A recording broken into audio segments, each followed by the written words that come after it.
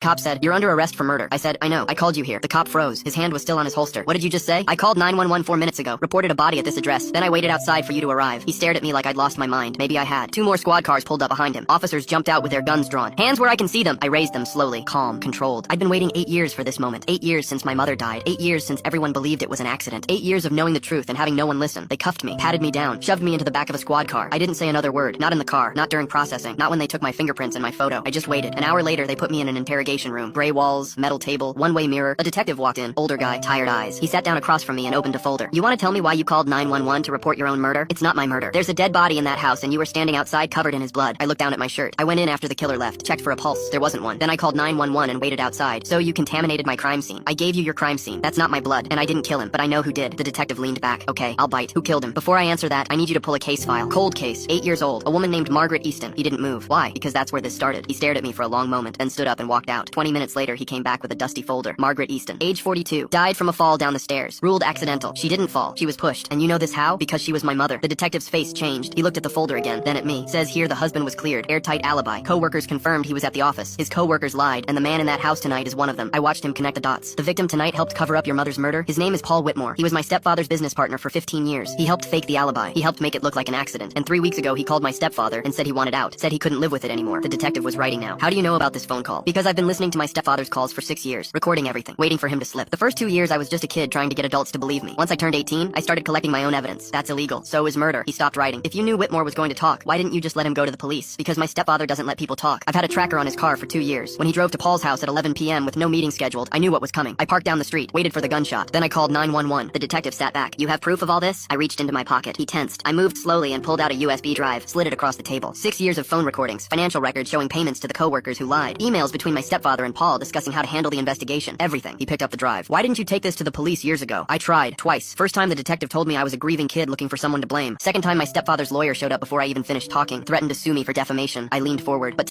Take a screenshot and scan the QR code, search for the code on TikTok, and watch the second part for free.